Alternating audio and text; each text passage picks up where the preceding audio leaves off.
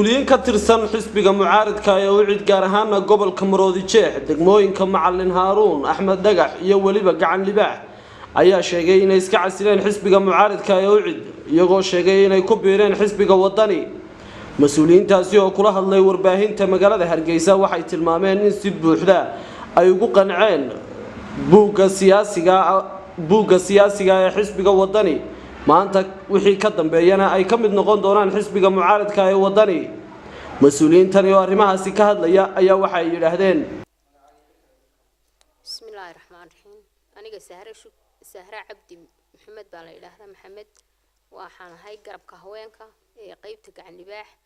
إن حسبك وعد بان كتر سنين حتى أنا كتر سنين ما ملكيدي يو أقوان سجيد أنا كربني ماشي وأنا كويني سيدا لا تجيد بان وقصوري وحسبك وطني وقصوري وحنا وقصوري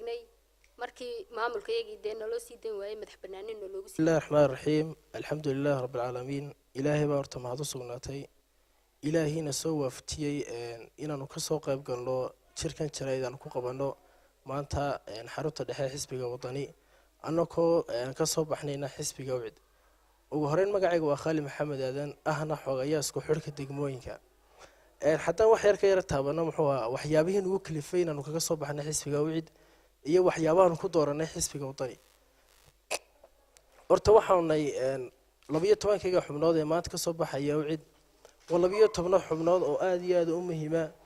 oo walibana akaademiga oo jaamacadaha ardayda badankooda dhigtana ahna dhammaan taageerayaashayda iga dambeeya waxaan u xaqiijinayaa maanta inaanu ku biirnay xisbiga wadani waxaan halkan ka sheegayaa magacyadii iyo xubnihii muhiimka ah ee go'aansaday maanta inay ka digarogtaan xisbiga cadaaladda iyo daryeelka ay digarogtaan xisbiga isbedel doonka ee wadani kow gudoomiye ku-xigeenka xisbiga oo aniga Axmed Maxamed Deeriye Nuuri xogayaa isku xirka degmooyinka gobolka Maroodi Jeex Khalid Maxamed Aadan gudoomiyaha garabka haweenka degmada Qacan Libaax Sahra Shukri gudoomiyaha garabka dhalinyarada ee degmada Qacan Libaax Sharmaake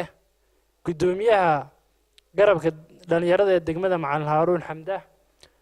gudoomiyaha degmada Ibraahim Koodbur Sharmaake xogayaha baritokolka Barre Maxamuud gudoomiyaha degmada Maxamed Mooge Cabdirashiid gudoomiyaha degmada Axmed Dagax Ilka Case xogayaha degmada Macalin Haaruun ahna kusimaha gudoomiyaha Cabdiraxmaan Ibraahim Xuseen dhammaan xubnahaas waa xubnaha muhiimka ah ee maanta ka digarogtay xisbiga cadaaladda iyo daryeelka ee ku biiray xisbiga wadani aad iyo aad dood mahadsan marxim magacaygu waa Muulid Xariir xogayaha garabka dhalinyarada ee Maroodi Jeex ee xisbiga wadani waxaan leeyahay groupkan maanta nagu soo biiray ee heer gobola ee heer degma aad iyo aad baan idin soo dhaweynaa soo dhawaada waan leenahay xisbigii wadani kusoo dhawaada lama kala xiga xisbiga wadani waa xisbi cid walba u furan dhalinyarada u furan garabka bulshooyinka reer Soomaaliland oo dhan u furan marka waxaan leenahay kusoo dhawaada aad iyo aad badan ayaan u mahadsantiin gudoomiye ku-xigeenka gobolka Maroodi Jeex Axmed baan u mahadnaqayaa oo muddo badan ka wada shaqeynay waa hadallada noo socday annaga xisbiga garabka uu Axmed hogaaminayo aad iyo aad baan u mahadsantiin waxaan leenahay xisbiga wada nagala shaqeyn doontaan insha Allah aad iyo aad baan idin soo dhaweynaa bismillaahir rahmaanir rahiim anigoo ah magacaygu Cabdiraxmaan Ibraahim Xuseen waxaan ahaa gudoomiyaha dhalinyarada ee degmada Macalin Haaruun maanta ay taariikhdu tahay bishii 10aad labadeedii waxaan si rasmi ah ka casilay